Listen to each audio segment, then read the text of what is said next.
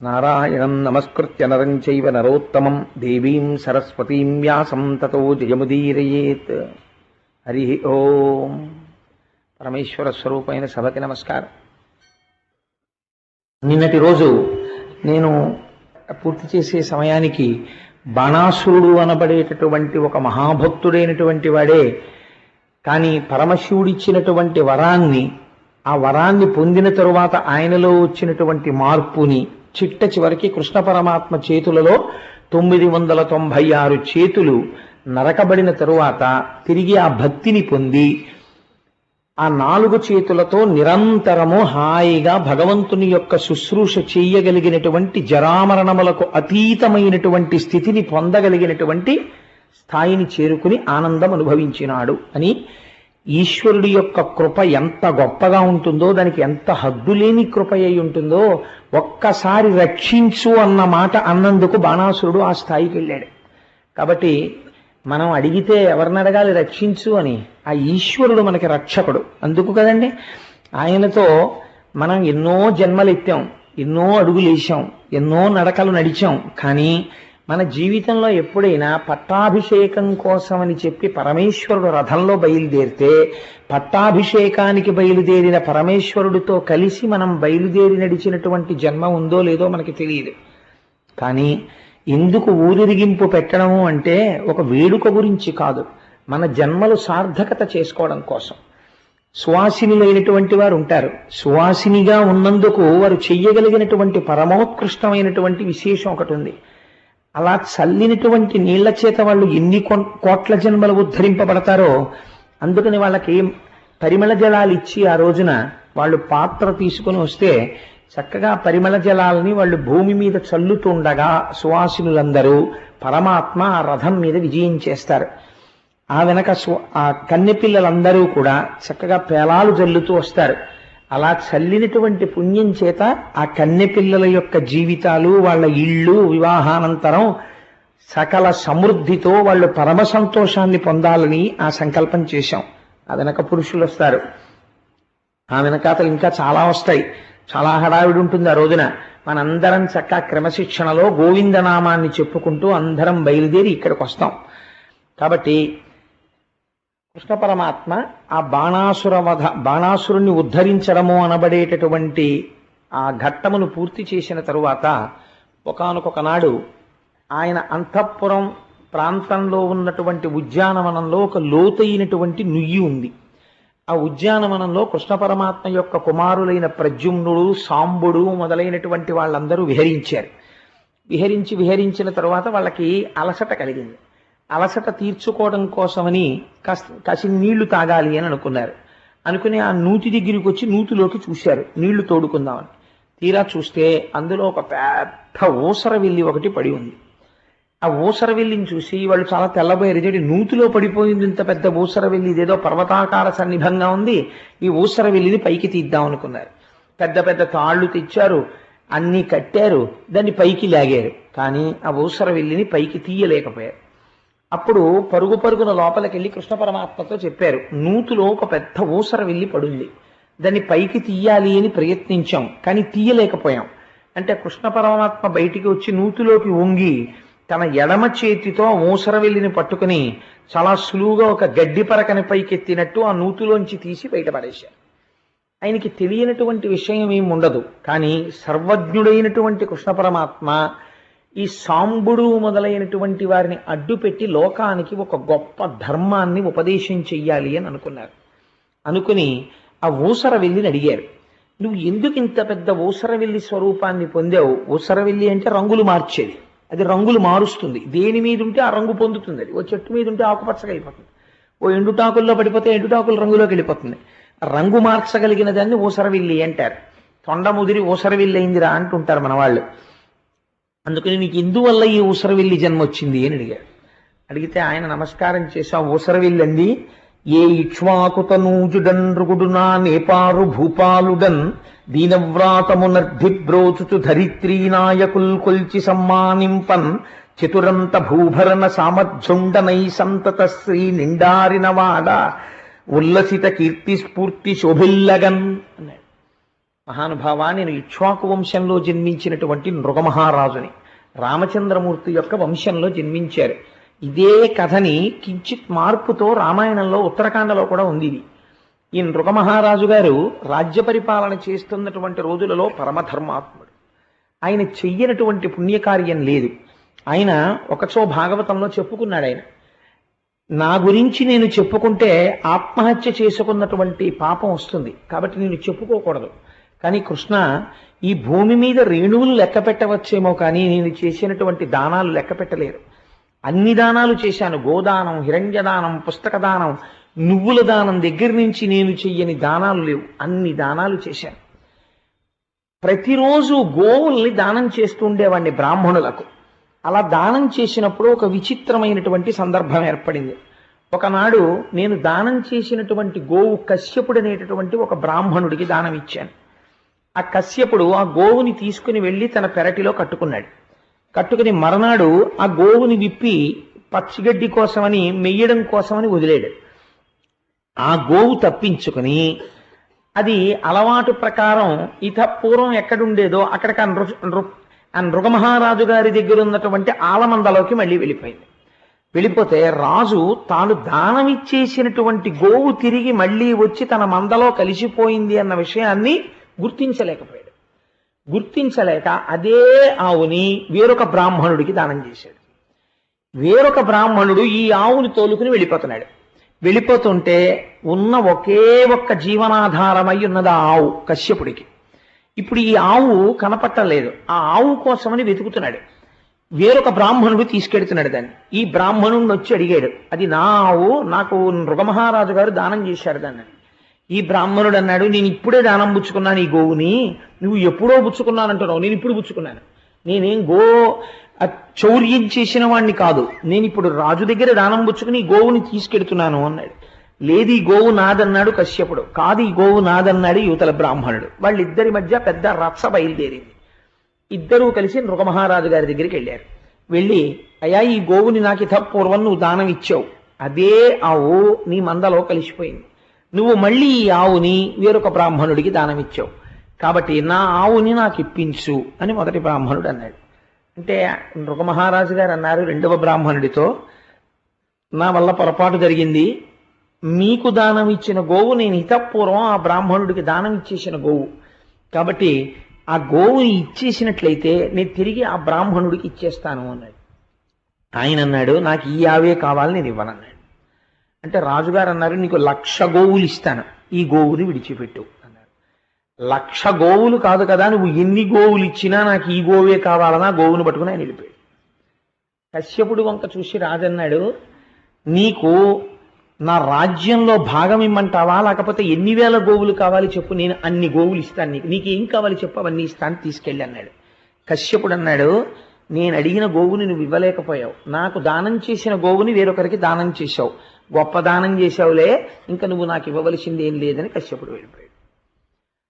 కొంతకాలం అయిపోయింది, రాజు దాన ధర్మాలు చేస్తూనే ఉన్నాడు. కొంతకాలం అయిపోయిన తరువాత కాలమునందు ఎవరి శరీరమైనా పడిపోవడం అనేటటువంటిది చాలా సహజం కాబట్టి నృగమహారాజు గారి యొక్క శరీరము కూడా పతనం అయిపోయింది. పతనం అయిపోయిన తర్వాత ఈయన్ని స్వర్గలోకానికి తీసుకువెళ్ళబోతున్నారు. అప్పుడు దూతలు అన్నారు, వీరు అనుభవించవలసినటువంటి చిన్న పాప ఫలితం ఒకటి ఉంది, ఆ పాప ఫలితము పూర్తి అయిపోయాక స్వర్గలోకానికి తీసుకెడతాం, అందుకని మీరు ఆ పాప ఫలితం పూర్తయిపోయే వరకు ఒక పెద్ద ఓసరి విల్లి అయి నూతిలో పడి ఉండండి అన్నాడు. ఏ పాపం చేశాను అన్నాడు నృగమహారాజు. ఒక బ్రాహ్మణుడికి దానం ఇచ్చిన గోవుని వేరొక బ్రాహ్మణుడికి దానం ఇచ్చావు, కాబట్టి ఓసర విల్లివై పడుండు. ఈ మాటలు ఎవరు చెప్పారు? నృగమహారాజు కృష్ణ పరమాత్మకి చెప్పారు. కృష్ణ పరమాత్మ యొక్క చేతి స్పర్శ తగిలినటువంటి కారణం చేత ఆ ఊసర వెళ్ళి తాను చేసిన పాపాన్ని పోగొట్టుకుని ఊర్ధ్వలోకముల నుంచి వచ్చినటువంటి రథమునికి ఆయన నృగమహారాజు గారు ఊర్ధ్వలోకాలకు వెళ్ళిపోయారు. ఇప్పుడు కృష్ణ పరమాత్మ అన్నారు, ఒక చిత్రమైన మాట అన్నారు, బ్రాహ్మణులకు చెందినటువంటి ధనాన్ని తెలిసి కాని తెలియక కాని ఎవరైనా అపహరిస్తే, అలా అపహరించినటువంటి కారణం చేత ఆ బ్రాహ్మణుడి కంటి వెంట నీటి బిందువు కింద పడితే, అది ఎన్ని భూరేణువులను తాకుతుందో అన్ని కోట్ల జన్మలు వాడు రౌరవాది నరకములను అనుభవిస్తాడు. కుంభీపాత నరకంలో పారేస్తామండి. అంత దుష్కృత్యము సామాన్యమైనది కాదు. నా భక్తుడుగా ఉండాలనుకున్నవాడు బ్రాహ్మణ ద్రవ్యమును కాజేయడానికి వీలు లేదు. ఎవడు బ్రాహ్మణ ద్రవ్యం మీద ఆశ పెట్టుకుంటాడో వాణ్ణి ఎప్పటికీ నా భక్తుడిగా నేను దరి చేరనివ్వను. బ్రాహ్మణుల పట్ల నాకున్న భక్తి అటువంటిది. కాబట్టి ఎంతటి నృగమహారాజైనా పొరపాటు చేశాడు. ఒక బ్రాహ్మణుడికి దానం ఇచ్చిన గోవుని వేరొక బ్రాహ్మణుడికి దానం ఇచ్చాడు. కాబట్టి ఎరుగమికైనను భూసుర పరుల ధనం బపహరింప వలవదు పతికిన్ మరపున అనలము పుట్టిన దరికొని వెస కాల్వకొన్నే తనువెరియంగా. తెలిసి కాని తెలియక కాని బ్రాహ్మణ ధనాన్ని అపహరించినవాడు, అపహరించడం అంటే బ్రాహ్మణుడికి ఇచ్చేసింది మళ్ళీ పుచ్చేసుకున్నాడు కాబట్టి అపహరించడమే. అపహరించినటువంటి వాడు ఆ పాప ఫలితమును అనుభవించవలసిందే. కాబట్టి నృగమహారాజు అనుభవించాడు. ఓసరవెల్లి అయి నూతిలో పడున్నాడు ఇంతకాలం. తెలిసి ముట్టుకున్నాడో తెలియక ముట్టుకున్నాడో అగ్నిహోత్రాన్ని ముట్టుకున్నాడు. కాలుతుందా కాల్దా చెయ్యి, కాలి తీరుతుంది. తెలిసి చేశాడా తెలియక చేశాడా నృగమహారాజు, అది అనవసరం. అధర్మం జరిగిందా లేదా, కాబట్టి ఆ పాప ఫలితం అనుభవించవలసిందే. సాధారణంగా ఈ వృత్తాంతాన్ని కృష్ణ భగవానుడు చెప్పినటువంటి విషయం వరకు అందరూ అంగీకరిస్తారు. కానీ మీ మనస్సులోకి నేను పరకాయ ప్రవేశం చెయ్యగలను. మీ మనస్సులో నృగమహారాజు గారి పట్ల ఒక చిన్న బాధ ఒకటి ఉండిపోయింది ఇది విన్న తర్వాత. ఏమంటే పాపం నీకు 1,00,000 గోవులు ఇస్తానన్నాడు కదా, ఆ గోవును వదిలేయచ్చు కదా. అంత మౌఢ్యం ఏమిటి ఆ బ్రాహ్మణుడికి? 1,00,000 గోవులు పుచ్చుకొని ఒక గోవును వదలవచ్చు. పోనీ ఒక బ్రాహ్మణుడు మూఢుడై ఉండవచ్చు, పెద్ద విశేషం లేదు. కానీ రెండవ బ్రాహ్మణుడు పోనీ నీకు ఈ గోవు కాకపోతే రాజ్యం ఇస్తానన్నాడు. నాకు అక్కర్లేదు, ఆ గోవే కావాలి, నాకు ఇంకేం అక్కర్లేదని వెళ్ళిపోవడం ఏమిటి? వాళ్ళిద్దరూ ఒక పొరపాటు జరిగితే దిద్దుకోవలసినటువంటి అవసరం పోనీ బ్రాహ్మణులకు లేదా? బ్రాహ్మణుడైనటువంటి వాడు ఇతరులు చేసినటువంటి తప్పుని దిద్ది దాని వలన అవతల వాడికి పాపం రాకుండా ప్రయత్నం చేయవలసిన బాధ్యత బ్రాహ్మణుడి మీద లేదా? మరి వాళ్ళిద్దరు అలా ప్రవర్తించచ్చా? అంటే కృష్ణుడు కూడా కొంతమంది పట్ల కొందరి పట్ల పక్షపాతంతో ఉంటాడా? అందుకని చెప్పి కొంతమంది ధనాన్ని ముట్టుకుంటే నేను ఇంత శిక్ష వేస్తాను అని ఊరుకుండిపోయాడా? మరి లేకపోతే పాపం ఇన్ని 1,00,000 గోవులు ఇస్తానన్న నృగమహారాజు గారికి తగినంత న్యాయం జరిగినట్టుగా కథలో మాకు అనిపించడం లేదు. అందుకని ఈ తేడా ఎక్కడ వచ్చిందండి అని అడుగుతుంటారు. దీని మీద నేను కొన్ని వ్యాఖ్యానాలు చదివాను. కొందరు ఏం చేశారంటే చాలా తెలివైన పని చేశారు. అసలు ఏమీ చెప్పకుండా ఊరుకున్నారు. ఎందుకంటే అది తెలివైన పని కదా. ఇప్పుడు నేనైనా అసలు నిజంగా తెలివైన పని చేయాలంటే ఏం చేయాలంటే, పోతన గారు రాశారయ్యా, నేను రాశానా? వ్యాసుల వారు రాశారు, కృష్ణుడు అన్నాడు, నేను చెప్పాను, కథ చెప్పాను అనుకోండి. మొట్టమొదటి రోజునే చెప్పాను, మీకు తరచూ చెప్తున్నాను. మీరు నేను కూడా ఒక నమస్కారం పెట్టి అయ్యా అది సత్యము అని మీరు వినాలంతే భాగవతాన్ని అని ఒక సత్యము అని నమస్కారం పెట్టేసి మేము జాగ్రత్తగా ఉంటామంటే గొడవ వదిలిపోయి సైకిళ్ళు గట్రా మేము ఎత్తుకుపోవంటేను. అందుకని ఒక ఆవుని తనుదానం చేసిన ఆవు జోలికెడితేనే ఇంత గొడవ వచ్చిందే అని తెలుసుకుంటే జీవితం ఉద్ధరింపబడుతుంది కదండి. కానీ కొంతమంది వ్యాఖ్యాతలు చాలా అందమైన విషయాలు ఆవిష్కరించారు. నేను ఏ వ్యాఖ్యానమునందు దోషం ఏం పట్టట్లేదు. కానీ నాకు చాలా నచ్చినటువంటి విషయం ఒకచో ప్రస్తావింపబడింది. ఎంత అందమైనటువంటి మాట ఉల్లేఖింపబడిందంటే, అక్కడ బ్రాహ్మణుడు అనగా ఎవరు అంటే, బ్రాహ్మణుడు అనగా వ్యాప్తిం పొందక వగవక ప్రాప్తంబగు లేశమైన 10,000 ఒక గడ్డి పరక మాత్రమే దొరికితే ఈశ్వరానుగ్రహం చేత నాకింత ఐశ్వర్యం ఇచ్చాడని తనకి ఉన్నదాని చేత ఎప్పుడూ తృప్తి పడిపోయి నాకెంత ఐశ్వర్యం ఇచ్చాడండి అని ఎవడు తృప్తితో ఉంటాడో, ఎవడు ఇంకా నాకేదో రాలేదని ఏడవకుండా ఉంటాడో వాడికి బ్రాహ్మణుడని పేరు. కాబట్టి బ్రాహ్మణుడు అనగా ఏమిటి? దొరికిన దానితో తృప్తిని పొంది ఉండాలి తప్ప అవకాశాన్ని అడ్డు పెట్టుకుని చాలా సంపాదించే ప్రయత్నం చేస్తే ఏది పోతుంది? బ్రాహ్మణ్యం పోతుంది. కాబట్టి కశ్యపుడు ఆవు పోయినప్పుడు ఒకే ఆవుని దానం పుచ్చుకున్నాడు. ఆయన రోజు వెళ్ళి దానాలు ఆయన పుచ్చుకోలేదు, ఒక ఆవునే దానం పుచ్చుకున్నాడు. ఆ పుచ్చుకున్న ఒక్క ఆవుతో తన జీవితాన్ని నడిపేస్తున్నాడు. అటువంటి ఆవు పోయింది. ఆ ఆవు కోసం వెతికాడు, పట్టుకున్నాడు. రాజు ఏమన్నాడు? నీకు ఏదైనా ఇస్తాను, కోరుకోమన్నాడు. అలా కానీ తనదైన వస్తువుని వదిలిపెట్టేసి తను పోషించవలసిన గోవుని వేరొకరు తీసుకెళ్లిపోయినా సరే విడిచిపెట్టేసి అది తనదై ఉన్నది దానం పట్టి ఉన్నాడు, తాను దానం ఇవ్వలేదు. కాబట్టి ఎప్పటికీ దానం పట్టి ఉన్నాడు కాబట్టి ఆ గోవు ఎవరిది? ఆయనదే. ఆయనదే అయిన గోవుకి సేవ చేసి ఆయన జీవించాలి.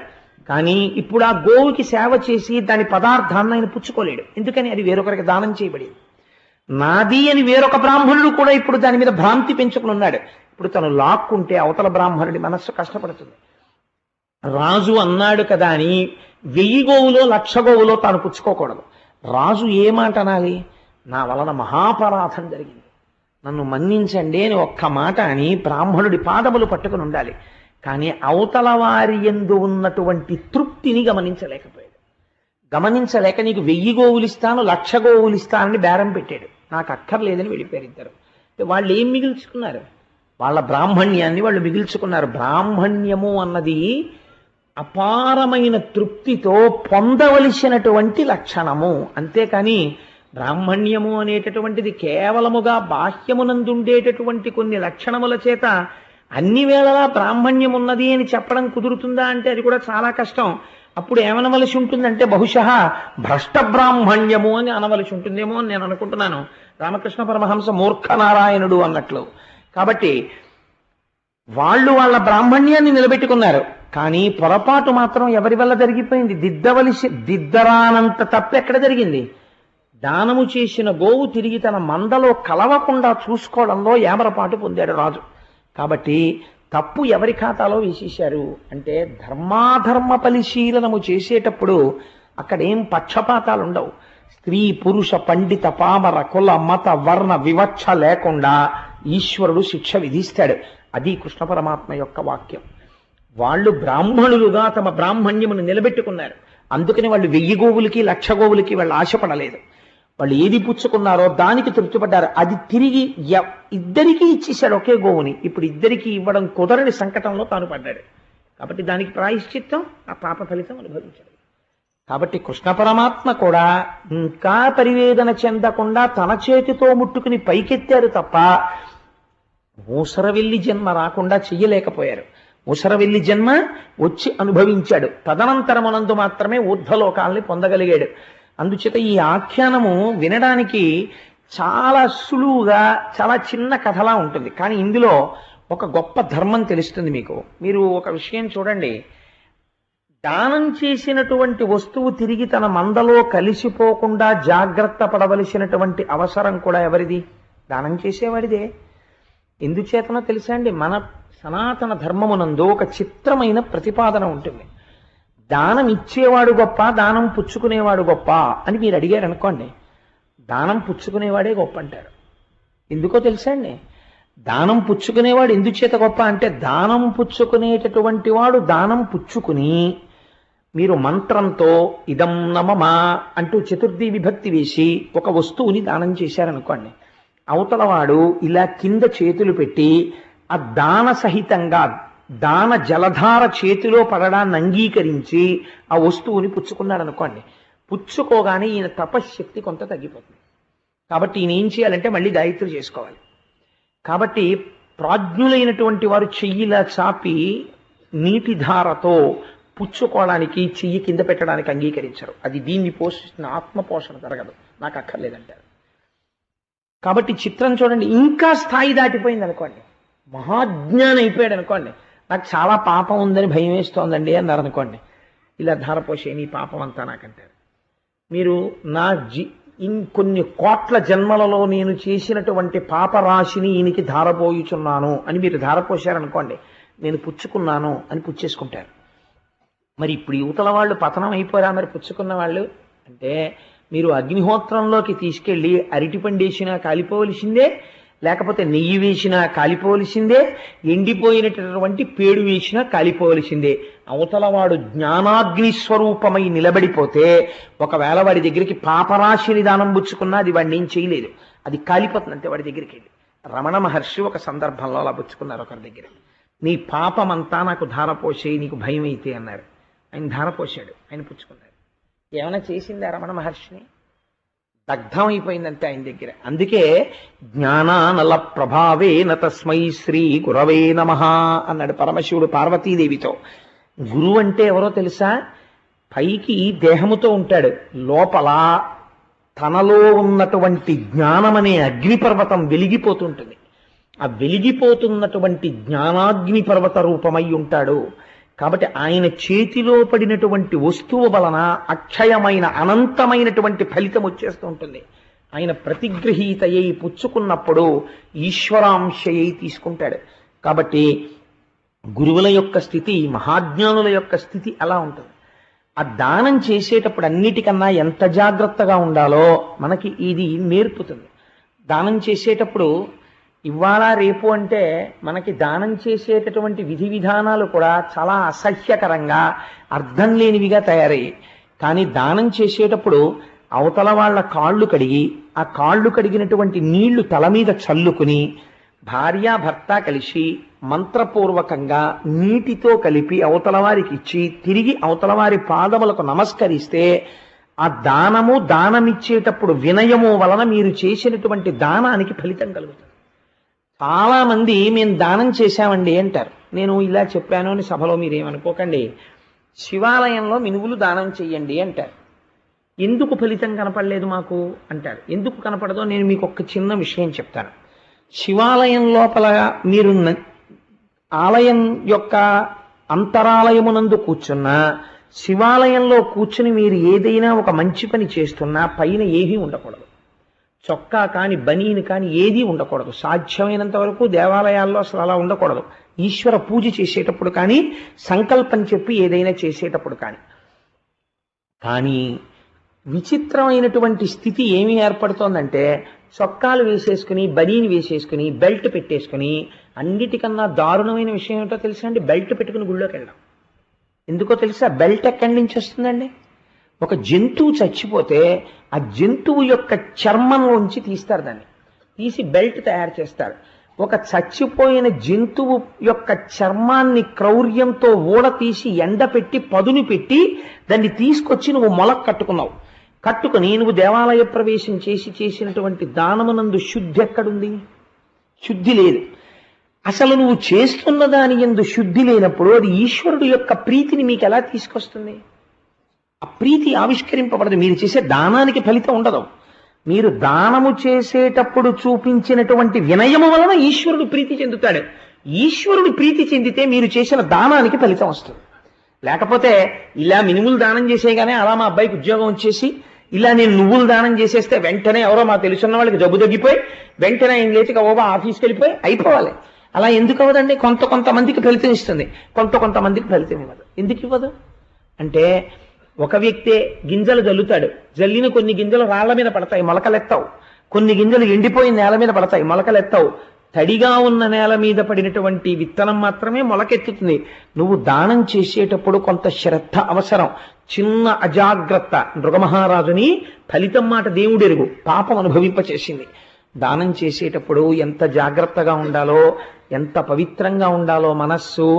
నేనిస్తున్నానన్న అహంకారం లేకుండా శ్రీమన్నారాయణుడు నా ఎదట నిలబడి తాను పుచ్చుకొని నాకు అనంతమైన ఫలితాన్నిచ్చి ఈ జన్మలో ఈ శరీరంతో నేను అనుభవించేటటువంటివి మాత్రమే అనుభవించగలను, కానీ ఉత్తర జన్మలలో అనుభవించడానికి కావలసిన ఫలితాన్ని నాకు ఇవ్వడం కోసమని ఈశ్వరుడు వచ్చి నా ఎదుట నిలబడి దానం పుచ్చుకున్నాడు. నేనెంత ధన్యుణ్ణి! కాబట్టి నాకు ఇంత ఉపకారం చేశామని నమస్కరిస్తారు. ఇది మీకు ఎక్కడా కనపడదు, సనాతన ధర్మంలో తప్ప. అంత విశేషమైనటువంటి స్థితిని ఆవిష్కరిస్తుంది. కాబట్టి ఆ దానం అనేది ఎంత జాగ్రత్తగా ఉండాలో, ఆ దానము పట్ల సరి అయిన నిబద్ధత లేకపోతే ఎలా ఉంటుందో తెలిసిన తరువాత కూడా, ఇప్పుడు ఒకసారి దానము చేసినటువంటి వస్తువు మళ్ళీ తన దగ్గర కలిసిపోయి మళ్ళీ తను దానం చేశాడంటే, ఇచ్చిన వాడికి తెలియకుండా ఆ వస్తువు మళ్ళీ తన దగ్గరికి వచ్చేసింది అంటే, తెలిసి చేరినా తెలియక చేరినా అది చౌర్యం అయిపోయింది. తనది కానిది తనదైంది. తనది కానిది తనదిగా దానం చేసినప్పుడు దొంగ వస్తువుని దానం చేసినట్టయింది. ఇప్పుడు ఎన్ని పాపాలు వచ్చి పడిపోయాయో చూడండి. ఇవి నృగమహారాజు గారిని తీసుకొచ్చి ఊసర వెళ్ళిని చేశాయి. కాబట్టి దానం విషయంలో వేరొకరి వస్తువుని అపహరించడం చాలా తేలికగా కనపడుతుంది. అపహరించినప్పుడు 200 300 వస్తే రావచ్చు, కానీ దాని యొక్క ఫలితాన్ని అనుభవించినప్పుడు చాలా భయంకరంగా ఉంటుంది. అప్పుడు ఎవరూ పంచుకోవడానికి రారు. అలా పడుండవలసి వస్తుంది. కాబట్టి ఇలాంటి పనులు ధూర్త చేష్టితముల జోలికి వెళ్ళకు అని సాక్షాత్తుగా కృష్ణ పరమాత్మ చెప్పినటువంటి నృగమహారాజు గారి ఆఖ్యానం చెప్పిన రోజున సైకిల్లో దొంగతనం రావడం బహుశా అది కూడా ఈశ్వర కృపే అయ్యి ఉండవచ్చు. కాబట్టి అంత గొప్ప ఆఖ్యానం ఒకటి నడిచిన తరువాత ఒక విచిత్రమైన వ్యక్తి ఒకడు బయలుదేరాడు. ఆయన కరుష దేశపు రాజు. ఆ కరుష దేశపు రాజు అయినటువంటి ఆయన పేరు పౌండ్రక వాసుదేవుడు. ఆయన వాసుదేవుడిని పేరు పెట్టుకున్నాడు. అందులో పెద్ద విశేషం ఏముందండి, వాసుదేవుడు అని పేరు పెట్టుకోవచ్చు, దాన్ని కృష్ణ పరమాత్మ ఏం అభ్యంతరం చెప్పలేదు. అలా ఎందుకు పెట్టుకున్నావు నువ్వు వాసుదేవుడు అన్న పేరు అని ఆయన ఏం అడగలేదు. ఆయన పెట్టుకున్నాడు వాసుదేవుడు అని, పౌండ్రక వాసుదేవుడు అని పెట్టుకున్నాడు. ఆయన కొంచెం పెరిగి పెద్దవాడైన తర్వాత ఆయనకి ఎవరో చెప్పారు, ఏమండి మీ పేరున్నవాడు ఇంకో ఆయన ఉన్నాడు, వసుదేవుడు కుమారుడు కాబట్టి ఆయన్ని కూడా వాసుదేవుడు అని పిలుస్తారు. అసలు వాసుదేవుడు ఆయనే అని లోకం నమ్ముతోంది.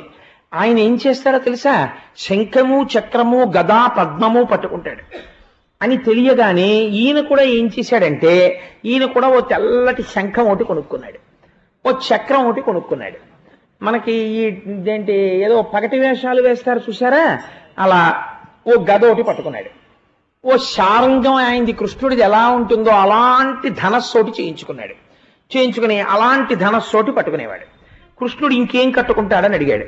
ఆయన ఎప్పుడూ పచ్చటి పట్టు పీతాంబరం కట్టుకుంటారు అన్నారు. తను కూడా బట్టలన్నీ మానేసి పచ్చపట్టు పీతాంబరాలే కొనుక్కున్నాడు. పట్టు పీతాంబరం కృష్ణుడు ఎలా కట్టుకుంటాడు, కుర్చీళ్ళు ఎలా పెట్టుకుంటాడు, తను అలాగే కుర్చీళ్ళు పెట్టుకుని అలాగే కట్టుకున్నాడు. ఆయనకి సహజంగా లేనిది ఒకటి ఉంది. ఏమిటది అంటే కౌస్తుభం. కౌస్తుభం కృష్ణ పరమాత్మ దగ్గర ఉంటుంది. మరి ఈయనకి ఎక్కడది కౌస్తుభం? అందుకని ఈయన కూడా చాలా జాతి కలిగినటువంటి వజ్రాన్ని దాన్ని సంపాదించాడు. ఆయనకి సహజంగా అది అలంకారంగా నిలబడుతుంది. సముద్రుడు ఇచ్చాడు ఆయనకి అలా వరం. కానీ ఈయన ఏం చేసేవాడంటే ఓ తాడు ముక్క పెట్టి దాన్ని గుండెలకేసి కట్టుకునేవాడు. కట్టుకుని ఇప్పుడు నేను ఎలా ఉన్నాను అనేవాడు. అచ్చు వాసుదేవుళ్ళ ఉన్నారండి మీరు కూడా అంటే, నేను పౌండ్రక వాసుదేవుణ్ణి అనేవాడు. ఆయన ఎలా తిలకం పెట్టుకుంటాడో ఈయన అలా తిలకం పెట్టుకునేవాడు. పెట్టుకుని అచ్చు నేను ఎలా ఉన్నాను అంటే వాసుదేవుళ్ళ ఉన్నారు అంటే వాసుదేవుళ్ళ తిరగడం మొదలెట్టాడు. కానీ ఆయనకి మనస్సులో ఒక్కటి బాధ మిగిలిపోయింది. మీరు అచ్చు వాసుదేవుళ్ళ ఉన్నారండి అనేవారు తప్ప అచ్చు మీలా ఆయన ఉన్నారండి అని ఎవరు అనేవారు కాదు. ఇది బాధ. ఆయన కోరిక ఏమిటంటే మీలా ఉంటారండి కృష్ణుడు అనేవారు కాదు. మీరు ఏంటంటే అచ్చు కృష్ణుడిలా ఉంటారు, కావాలని అలా ఉంటారు ఏమిటంటే అని అడిగేవారు. ఇది రాను కడుపులో బాధ బయలుదేరింది. అసలు ఈ వాసుదేవుడు అన్న పేరు కృష్ణుడు వదిలేసి నేను ఒక్కడనే అయితే ఎంత బాగుంది, ఈ పోలిక ఉంటుంది కదా ఇంకా అని ఒక రాయబారిని పిలిచాడు. పిలిచి నువ్వు వెళ్ళి కృష్ణుడికి ఒక సందేశం చెప్పు అంటే, రాయబారి బయలుదేరి కృష్ణ పరమాత్మ నిండు పేరోలగంలో ఉన్నారు సభామంటపంలో కూర్చుని ఉండగా ఆయన దగ్గరికి వెళ్ళాడు. అయా పౌండ్రక వాసుదేవుడు మీకు రాయబారం పంపించాడు, ఈ పత్రిక చదవండి అన్నారు. ఆ పత్రిక చదివాడు. నేను ఎటువంటి అలంకారములను ధరిస్తుంటానో, నేను ఎలా శంఖ చక్ర గదా సారంగములను పట్టుకుంటానో అలా నువ్వు కూడా పట్టుకుంటున్నావని తెలిసింది. నేను ఎలా కౌస్తుభం పెట్టుకుంటానో అలా నువ్వు కూడా కౌస్తుభం పెట్టుకుంటున్నావని తెలిసింది. నేను ఎలా పీతాంబరం కట్టుకుంటున్నానో అలా నువ్వు పీతాంబరం కట్టుకుంటున్నావని తెలిసింది. నేను ఎలా తిలకం పెట్టుకుంటానో అలా నువ్వు తిలకం పెట్టుకుంటావని తెలిసింది. కానీ నాకు అర్థం కాందొక్కటే, నాకు వాసుదేవుడు అన్న పేరుంది, నీకు వాసుదేవుడు అన్న పేరుంది, దీనివల్ల ఇబ్బంది వస్తుంది. కాబట్టి నీ అంతట నువ్వు మర్యాదగా ఈ చిహ్నములనన్నింటినీ విడిచిపెట్టేయాలి, వాసుదేవుడు అన్న పేరు వదిలిపెట్టేయాలి. నువ్వు వదిలిపెట్టావా సరే, లేదా యుద్ధానికి వచ్చి నీ శరీరాన్ని నేను మట్టు పెట్టవలసి ఉంటుంది, ఏది కావాలో అడుగు అని రాయబారం పంపాడు. ఎంత చిత్రంగా ఉంటాయో చూడండి లోకంలో ఉండేటటువంటి పనులు. అది ఇంత నుండి అయిన ఎదిరితన్నెరిగిన చిన్నెలెల్ల విడిచి చేరి కొలిచి బ్రతుకుమనము కాక పంతంబులాడన ఎదురుమనము ఘోర కథనములను అని కబురు చేశాడు.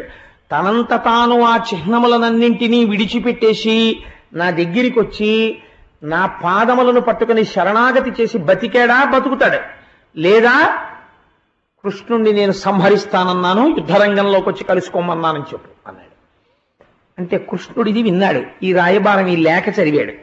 ఆయనకి నవ్వాలో ఇలాంటివన్నీ ఏం చెయ్యాలో అర్థం కాలేదు. ఆయన అన్నాడు, వీడికి నేను ఏం జవాబు చెప్తాను, నేను చెప్పేది లేదు, వాడు నాకు చెప్తున్నాడు ఈ చిహ్నములను విడిచిపెట్టేయమని. ఇవి నాకు సహజములు, నేను విడిచిపెట్టడం ఎలా కుదురుతుంది? కాబట్టి వాడే విడిచిపెట్టాలి ఇప్పుడు. అందుకని వాడు కోరుకున్న రెండో కోరిక నేను అంగీకరిస్తున్నానని చెప్పు, యుద్ధ భూమిలో కలుసుకుందాం. కాబట్టి వాడు విచిత్రమైన వ్యక్తి ఆ పౌండ్రక వాసుదేవుడు. వాడు ఆ యుద్ధం ఎక్కడ చేశాడంటే కాశీరాజు గారి దగ్గరికి వెళ్ళి చేశాడు, కాశీరాజ్యంలో. ఎందుకని అంటే ప్రపంచంలోనండి వెర్రికి అంతుండదు. అది ఈశ్వరావతారమా ఈశ్వరావతారము కాదా అక్కర్లేదు. అది ఈశ్వరావతారము నువ్వు అంటాడు అంటే అంతే. అసలు నిజంగా వ్యాసుడు ఎప్పుడు చెప్పాడు అవతారం ఉందా అవతారం లేదా అది కూడా ఉండదు. అంతే, వెంటపడిపోవడం. ఇంకా వెంటపడిపోయి చేరిపోతారు ప్రజలు. అదొక చాలా చిత్రమైనటువంటి సన్నివేశం ఉంటుంది ప్రపంచంలో. ఎవడో ఏదో చెప్తాడు నేను ఫలానా అంటాడు, అంతే, నమ్మేయడమే వీళ్ళు. నమ్మేసి ఇంకా ఆయన ఫలానా అని తిరుగుతుంటారు కొంతమంది. ఆ పౌండ్రక వాసుదేవుడు అంటే కాశీరాజు తిరగడం అలాగే ఉంటుంది. కాబట్టి నీకు నేను మద్దతు అన్నాడు. వీళ్ళిద్దరూ కలిసి కృష్ణ పరమాత్మ మీద యుద్ధం మొదలుపెట్టారు. యుద్ధం మొదలు పెడితే అసలు ఈ పౌండ్రక వాసుదేవుడు ఎలా ఉంటాడో చూడాలి అనుకున్నాడు కృష్ణ పరమాత్మ. అందరినీ శత్రువుల్ని చంపుతారు. ఈ పౌండ్రక వాసుదేవుణ్ణి చూడ్డానికి వెళ్ళాట. చూసిన కృష్ణ పరమాత్మ ఎటువంటి అనుభూతి పొందారో చూడండి. పోతన గారి పద్యంలో చక్ర గదాశంక శార్ంగాది సాధను కృత్రిమ కౌస్తుభ శ్రీవిలాస్. ఇట ఆయన ఎలా నిలబడ్డాడో అట ఆయన అలా నిలబడ్డాడు రథంలో. ఈయన శంఖము చక్రము శార్ంగము గద పట్టుకుని నిలబడ్డారు. వాడు కూడా అలా ఓ 2 అట్ట చేతులు పెట్టుకున్నాడో 2 చేతులతో 4 కట్టుకున్నాడో వాడు నిలబడ్డాడు. ఈయనకి కౌస్తుభం ఉంది, మరి వీడికి ఎక్కడదని చూశారు. వాడు అలా అది ఎలా ఉంటుందో అలాంటి రత్నం ఒకటి తెచ్చుకుని వాడు గుండెలకు కట్టుకున్నాడు. మకర కుండలహార మంజీర కంకణ మణముద్రికా వనమలికాంశు. కృష్ణ పరమాత్మ ఎలా హారాలు వేసుకుంటారో, ఎలా మణికంకణాలు పెట్టుకుంటారో, ఎటువంటి నూపురాలు పెట్టుకుంటారో అలాంటి ఆభరణాలే వాడు పెట్టుకున్నాడు. ధవళ విచిత్ర పతంగ పొంగవ కేతు చెలువొందు పీత కౌశేయవాసు. కృష్ణ పరమాత్మ ఎటువంటి పచ్చటి పట్టుపుట్టం కట్టుకుంటారో అటువంటి పచ్చటి పట్టుపుట్టం కట్టుకున్నాడు. జవనాశ్వకలిత కాంచనరధారూఢిని రణ కుతూహలు అసన్నని కిరీటు. యుద్ధం చెయ్యడానికి ఎంతో సంతోషంగా కృష్ణ పరమాత్మ యొక్క రథానికి ఎప్పుడు 5 గుర్రాలు కడతారు. ఆ 5 గుర్రాలు కూడా చాలా చిత్రమైనటువంటి పేర్లతో ఆ 5 గుర్రాలు దారుకుడే నడుపుతాడు ఆ గుర్రాల్ని. అలాంటి గుర్రాలనే కట్టుకుని వాడు రథాలని పట్టుకుని యుద్ధానికి వచ్చాడు. ఆత్మ సమవేశ్, తాను ఎలా ఉన్నాడో ఆయన అలా ఉన్నాడు. ఆశ్చర్యపోయాడు రథం మీద చూసి. రంగ విహార కలిత నట సమానుని. స్టేజ్ మీద యాక్ట్ చేసేవాళ్ళు ఏదో జూనియర్ ఎన్టీఆర్ జూనియర్ ఏఎన్ఆర్ అని పేరు పెట్టుకుని మా చిన్నతనంలో రికార్డింగ్ డాన్సులు జరుగుతుండేవి. జరిగితే ఎన్టీ రామారావు ఎలా ఉంటాడో అలాగే జూనియర్ ఎన్టీఆర్ అన్న ఉండేవారు. ఉండి ఆ ఎన్టీఆర్ ఎలా నటిస్తారో అలా ఈయన నటిస్తుండేవారు. ఆ ఏఎన్ఆర్ ఎలా నటిస్తారో అలా ఈయన నటిస్తుండేవారు.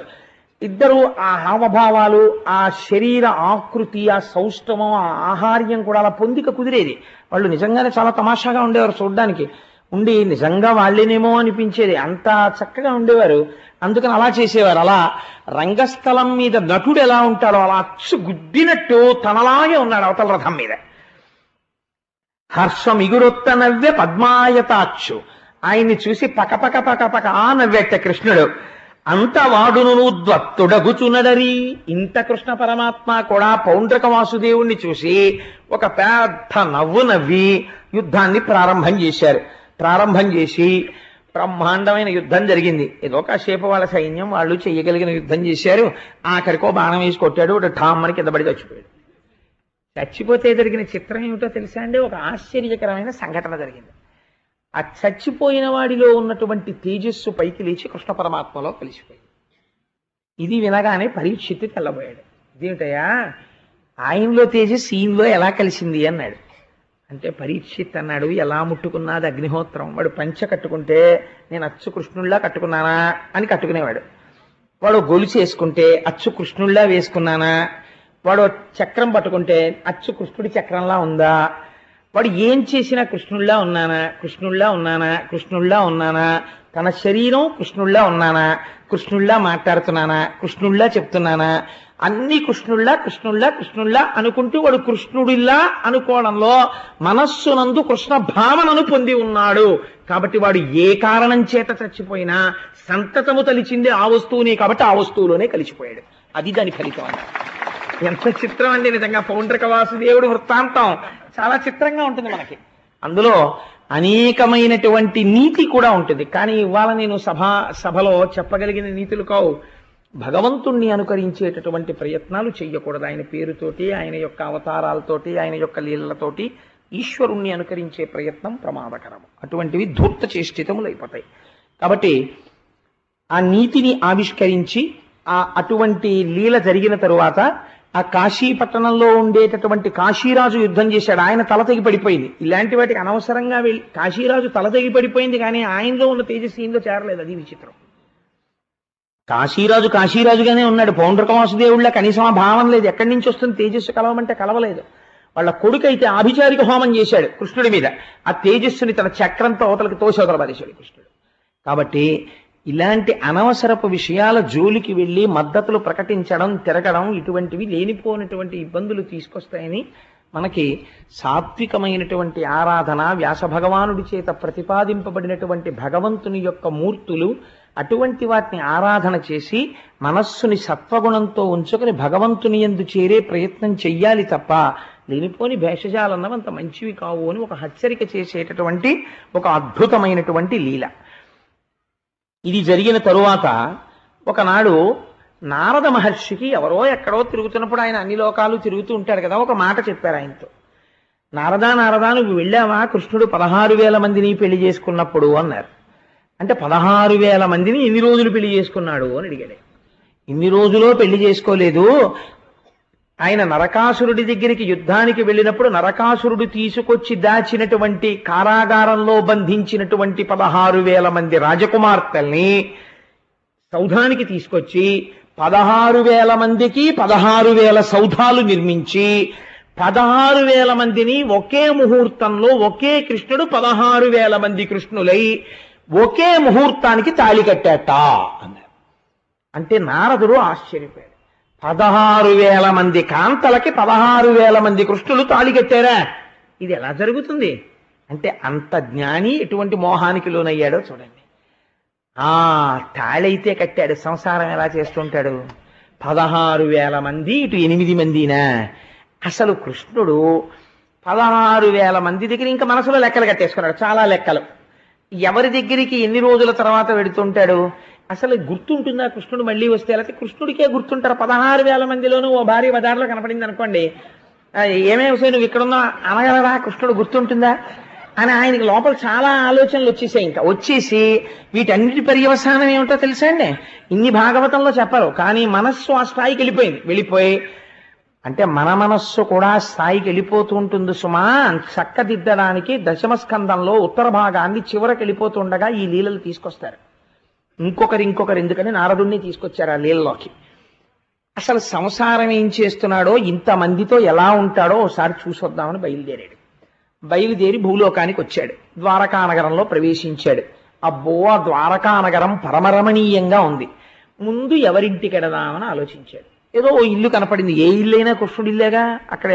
అందుకని ఆ అంతఃపురంలో ఆ లోపల ఉన్నటువంటి ఇళ్ళన్నీ కృష్ణ పరమాత్మ యొక్క భార్యలే వాళ్ళందరూ. అందుకని ఏ భార్య ఇంటికి వెడితే పోదు కాబట్టి ముందు ఇదిగో ఎదురుకుండా ఇదేదో కనపడుతోంది. కృష్ణుడి భార్య నెంబర్ ఎంతో మనకి తెలియదు, కానీ ఓసారి లోపలికి వెళ్ళి చూద్దాం ఇక్కడ ఉన్నాడో లేడో. లేకపోతే ఆవిడని అడగచ్చు, అమ్మ ఎప్పుడు వచ్చాడు కృష్ణుడు, మళ్ళీ ఎప్పుడు వస్తాడు, ఏమిటి విషయం అని అడగాలని. 16,000 మందికి 10 మందే పిల్లలు. తెలిసే అండి విచిత్రం. అందరికీ 10 మందే, అష్టమహిషులకు కూడా 10 మందే. 11 లేరు, 9 లేరు, ఎవరికి సమానమైన సంతానాన్ని ఇచ్చాడు ఆయన. ఆయన అస్కలిత బ్రహ్మచారి నెమలిక పెట్టుకుని ఉంటాడు. అది విచిత్రం కృష్ణుడిది. సరే, అందుకని వెళ్ళి ఒక ఇంట్లోకి వెళ్ళాడు. వెడితే కనక కంకణ జనజనత్కార కలిత చంద్ర బింబాననాహస్త జలజ ఘటిత చామ రోద్ధూత మారుత చలిత చికుర పల్లవుని కృష్ణు వల్లవి పల్లవుని. ఒక స్త్రీ, ఆ 16,000 మందిలో కృష్ణ పరమాత్మ వివాహం చేసుకున్నటువంటి ఒక స్త్రీ యొక్క గృహం అది. ఆవిడ తామర పువ్వు వంటి తన చేతితో వింజామర చేత పట్టి కృష్ణ భగవానికి విసురుతోంది.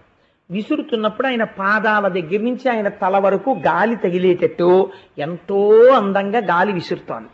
ఆవిడ మహాసౌందర్య రాశి అయి ఉంది.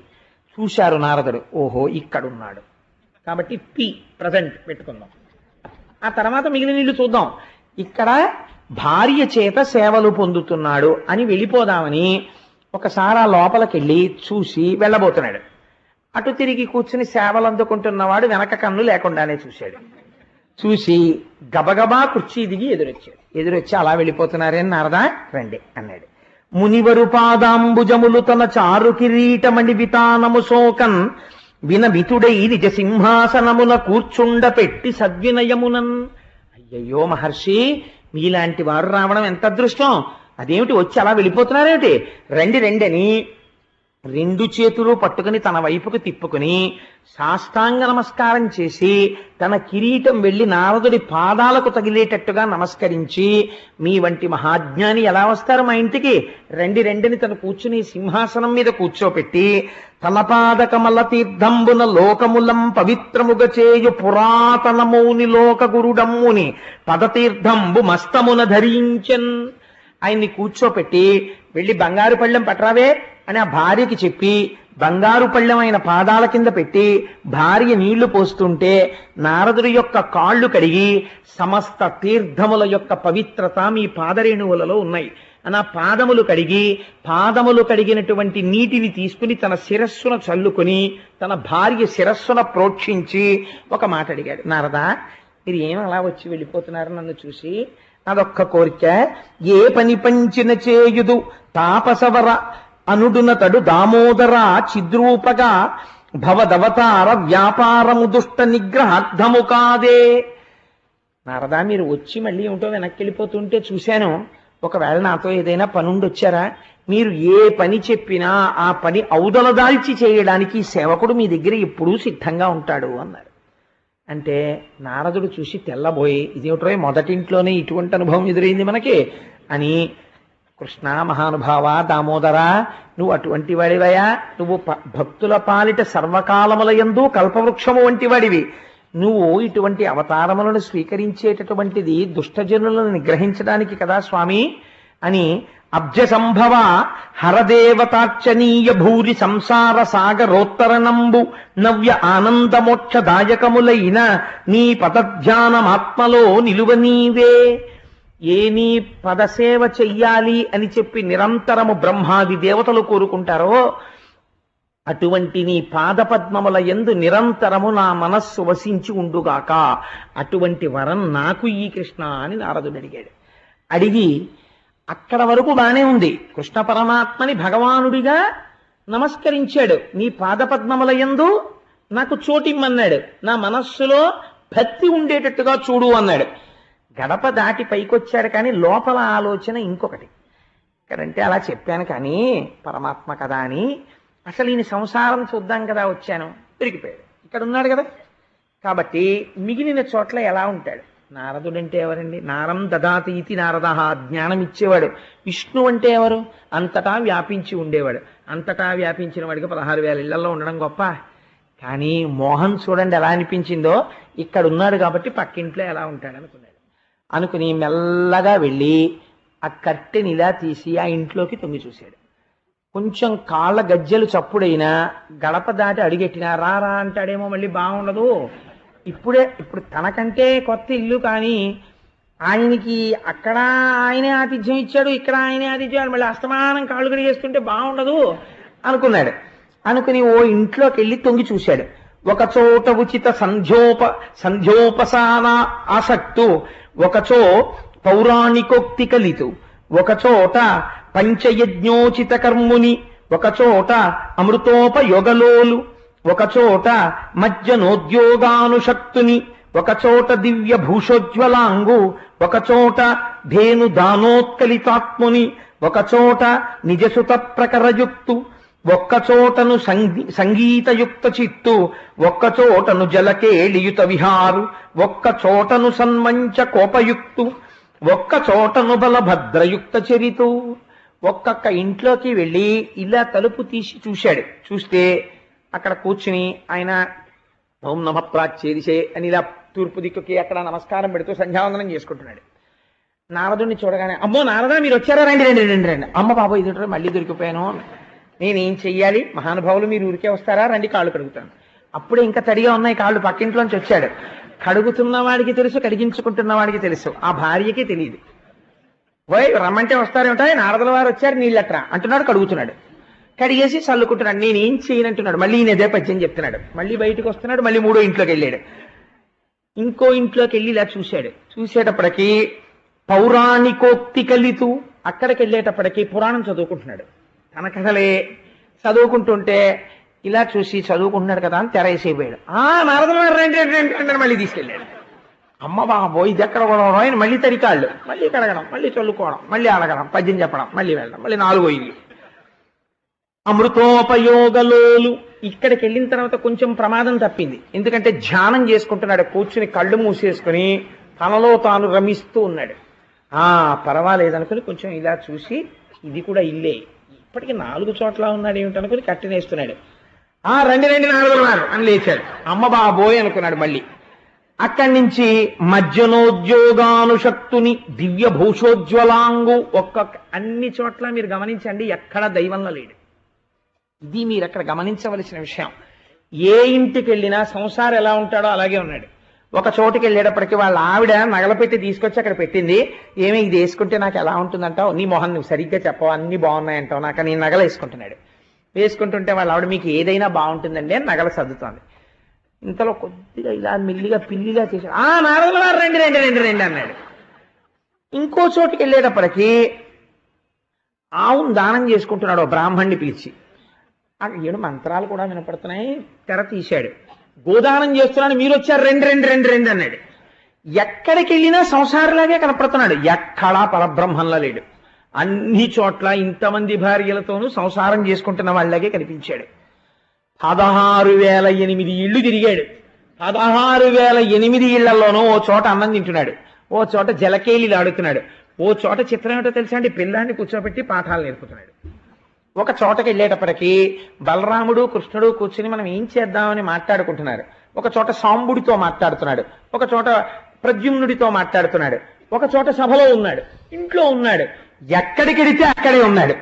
అన్నీ చూసి బయటికి వచ్చి అంతఃపురం బయట నించున్న నారదుడు అన్నాడు, ఏమినా ఆశ్చర్యం, ఏమినా ఆనందం, ఏమి కృష్ణ పరమాత్మ, మహానుభావుడు ఇంతమందితో ఏకకాలమునందు రమిస్తున్నాడు. ఎలా? అగ్నిహోత్రము ఎన్ని వస్తువుల్ని కాల్చినా వాటి యొక్క పవిత్రత కాని అపవిత్రత కాని తనకంటనట్టు, సూర్యకిరణములు బురద మీద పడ్డా, శవం మీద పడ్డా, పువ్వు మీద పడ్డా, దేవుడి బొమ్మ మీద పడ్డా, దేవాలయంలో విగ్రహం మీద పడ్డా, సజ్జనుడి మీద పడ్డా, దుర్జనుడి మీద పడ్డా, సూర్యుడికి అపవిత్రత లేనట్టు ఇన్ని ఇళ్లల్లో సంసారం చేస్తున్నవాడు సంసారాతీతుడై ఉన్నాడు. ఇది నా స్వామి అని పొంగిపోయి చిడతలు వాయించుకుంటూ కింద మీద పడిపోతూ వైకుంఠానికి వెళ్ళిపోయాడు. ఇది కృష్ణ పరమాత్మ యొక్క ఆశ్చర్యకరమైన సంసార రీతి. అంటే దీనివల్ల ఏం తెలుస్తుంది? 16,008 కన్యలను మదము చేత చేసుకున్నవాడు కాడు, వారిని ఉద్ధరించడం. దాని యొక్క అంతరార్థాన్ని మీకు విశ్లేషణ చేసి ఉన్నాను. కృష్ణ పరమాత్మ యొక్క వ్యాపకత్వాన్ని, ఆయన విష్ణుతత్వాన్ని ఆవిష్కరిస్తుంది. కాబట్టి కృష్ణుడు చేసిన చేష్టితములను వేలెత్తి చూపించే ప్రయత్నం నువ్వు చెయ్యకు సుమా. నారదుడంతటి వాడు నమస్కరించాడు, నువ్వెంతటి వాడివి. కాబట్టి ఈ లీల విన్న తరువాత పొంగిపోయి, ఎవరు అలా కృష్ణ పరమాత్మకి నమస్కరించి నా స్వామి వ్యాపకత్వం ఉన్నవాడు ఎందులేడు, ఇప్పుడు కూడా అంతటా ఉన్నాడు అని పొంగిపోతున్నవాడెవడున్నాడో అటువంటి వాడికి ఒక వరం ఇచ్చారు. ఇది విన్న తర్వాత అనిహరి ఇట్లు 16 సహస్ర వధూమణులం ప్రియంబునన్ మనసి జలకేళి తేల్చినయా మానుషలీల సమగ్ర భక్తితో వినిన పఠించినన్ కలుగు విష్ణు పదాంబుజ భక్తియున్ మహాధన పశు పుత్ర మిత్ర వనితాముఖ సౌఖ్యములన్నరేశ్వర.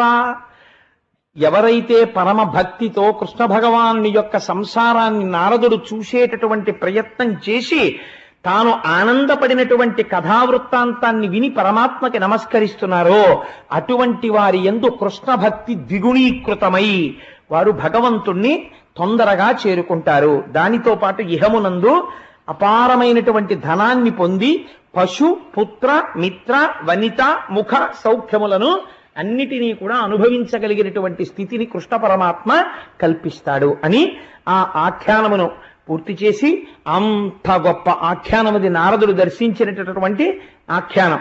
అందుచేత ఒక్కసారి సభలో అందరూ అనండి, గోవిందా కాబట్టి ఆ తదుపరి ఒకనాడు నిండు పేరోలగంలో సభ తీర్చి ఉన్నాడు కృష్ణ పరమాత్మ. సభ తీర్చి ఉండగా ఒక బ్రాహ్మణుడు సభలోకి వచ్చాడు. వచ్చి ఒక మాట చెప్పాడు. అయ్యా, జరాసంధుడనబడేటటువంటి రాజు అనేక మంది రాజుల్ని ఓడించి కారాగారంలో బంధించాడు. వారందరూ కూడా అనేకమైనటువంటి హింసలు పొందుతున్నారు. కాబట్టి కృష్ణ పరమాత్మ మీరు త్వరలో విచ్చేసి ఆ జరాసంధుణ్ణి వధించి తొందరలో మళ్ళీ ఆ రాజులందరికీ కూడా స్వేచ్ఛ కలిగేటట్లుగా అనుగ్రహించవలసినది అని. ఆ మాటలు విన్నటువంటి కృష్ణ పరమాత్మ సంతోషించి తప్పకుండా తొందరలో వచ్చి మేము జరాసంధుణ్ణి వధిస్తాం అని మాట ఇచ్చి, ఇటువంటి సందర్భంలో మనం ఏం చేస్తే బాగుంటుందో ఆలోచన చెప్పు అని ఉద్ధవుణ్ణి అడిగాడు. ఉద్ధవుణ్ణి అడగడం ఎందుకండి అంటే, పరమాత్మ అన్నీ తెలుసున్నవాడై ఉంటాడు, కానీ ఈశ్వరుడికి సహకరించినటువంటి పుణ్యాన్ని 10 మందికి కట్టబెడతాడు. ఉద్ధవుణ్ణి అడిగితే ఉద్ధవుడు అన్నాడు, ఇటువంటి కార్యం చేసే ముందు ఒక పని చేస్తే బాగుంటుంది. ధర్మరాజు గారి చేత రాజసూయయాగం చేయించి, ఆ రాజసూయయాగం చేసినప్పుడు 4 దిక్కుల ఉండేటటువంటి రాజుల యొక్క పీచ మనచడానికి 4 పంపాలి కనుక ఆ సందర్భంలో జరాసంధుణ్ణి కూడా వధించి రాజసూయయాగం చేస్తే బాగుంటుంది, మీరు అలా ఆలోచించండి అన్నాడు. తప్పకుండా చాలా మంచి ఆలోచన చెప్పామని కృష్ణ పరమాత్మ ఇంద్రప్రస్థానికి చేరుకున్నారు.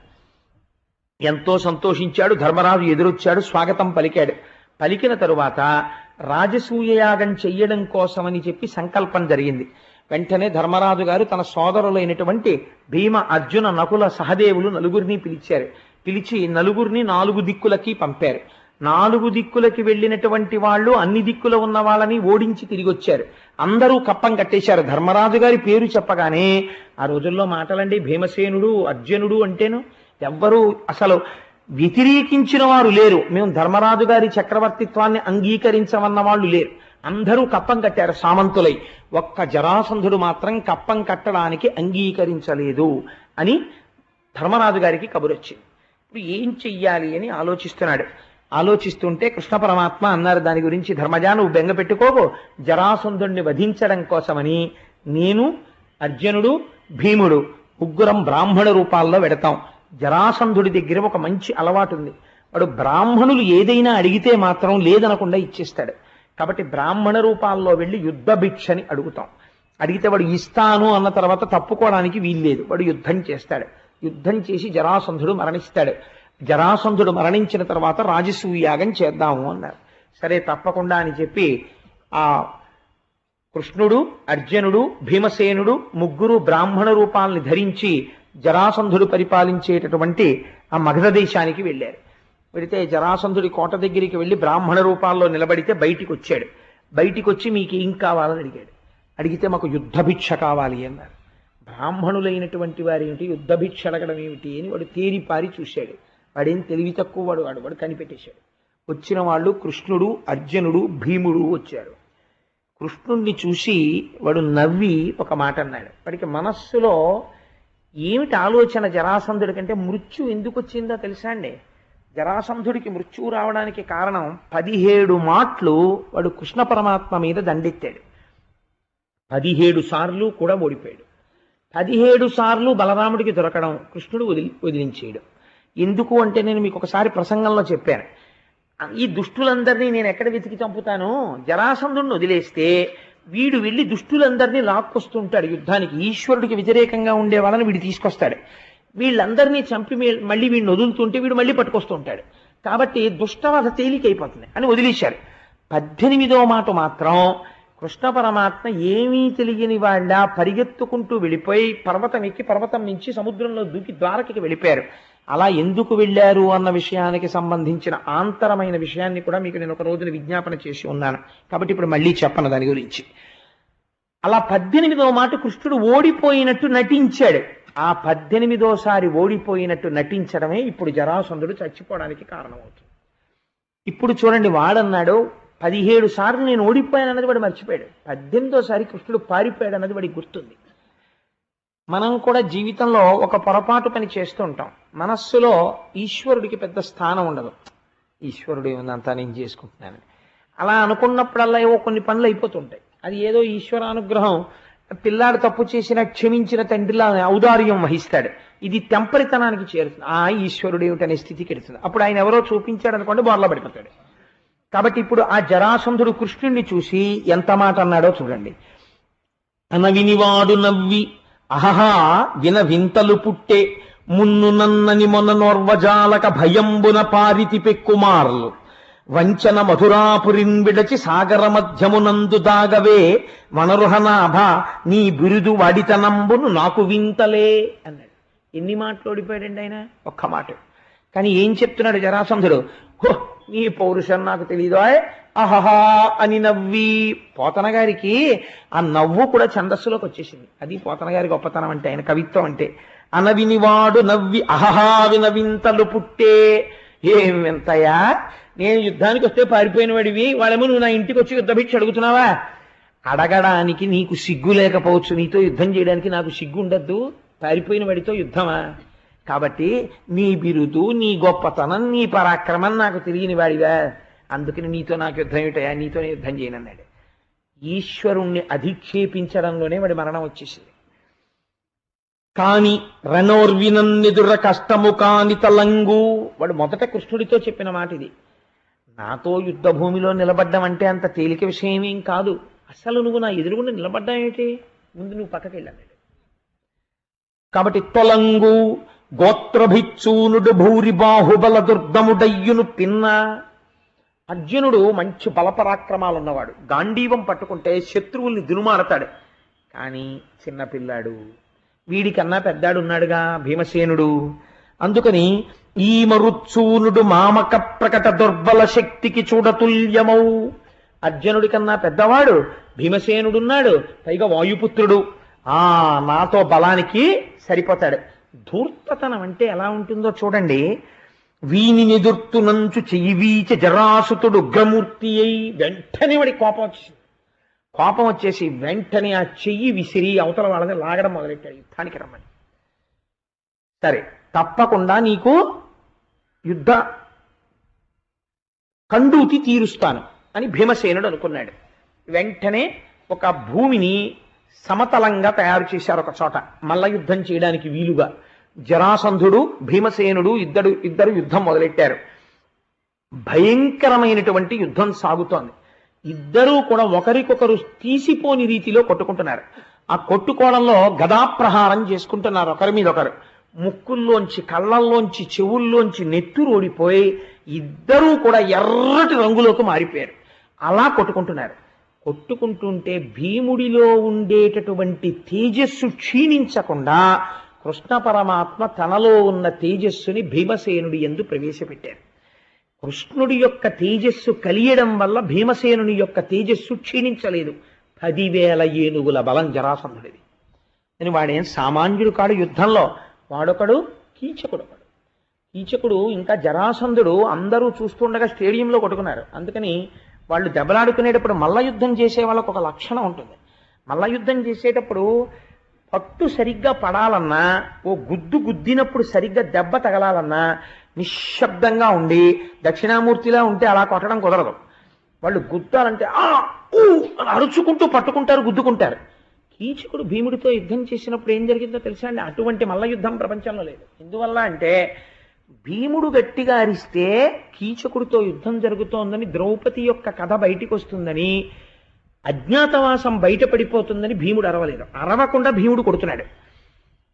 తను గట్టిగా అరిస్తే ఇంత యువరాజుకి వీడికి ఇదేమి నిష్కారణమైనటువంటి దుర్మార్గ బుద్ధి, ఇన్ని దెబ్బలు తింటున్నారా అనుకుండిపోతారని కీచకుడు అరవలేదు. నిశ్శబ్దంగా కొట్టుకున్నారు ఇద్దరు. ఇక్కడ అలా నిశ్శబ్దంగా ఏం కొట్టుకోవట్లేదు. ఇద్దరు ఒకళ్ళనొకళ్ళు కుళ్ళబుడుచుకుంటున్నారు. అయినా సరే భీమసేనుడు తట్టుకోగలిగాడంటే కృష్ణ పరమాత్మ యొక్క తేజస్సు ప్రవేశపెట్టారు. యుద్ధం జరగగా జరాసంధుడి యొక్క శక్తి క్షీణించడం మొదలుపెట్టింది.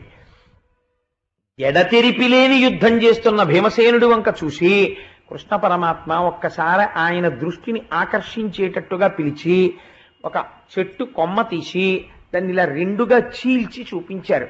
ఏదో అటు ఇటు వెయ్యమన్నారు అని అంటారు, కానీ భాగవతంలో అలా లేదు. శరీరాన్ని చీల్చి చంపమని ఉందంటే. మామూలుగా యుద్ధం చేస్తే చావడం, అందుచేత నువ్వు ఆయన శరీరాన్ని రెండుగా చీల్చేసేయి అని చెప్పారు.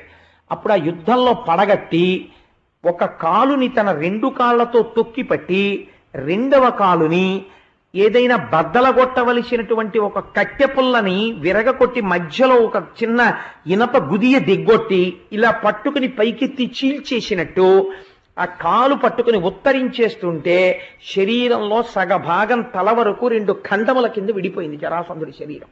విడిపోయి అటు ఇటు విసిరేశాడు. ఆ రోజున జరాసంధుడు మరణించాడు. మరణించిన తర్వాత అక్కడ ఉన్న రాజులందరినీ విడిపించారు. విడిపించి ధర్మబద్ధమైన పరిపాలన చేసేటటువంటి వాడు ఎవరుంటాడో అటువంటి వాడి పట్ల సర్వకాలముల యందు నేను ప్రీతిని కలిగి ఉంటాను, అందుకని మీరు ధర్మబద్ధంగా పరిపాలించండి అని చెప్పి ఆ రాజుల్ని తమ తమ రాజ్యములను పరిపాలించమని హితోపదేశం చేసి విడిచిపెట్టేశారు.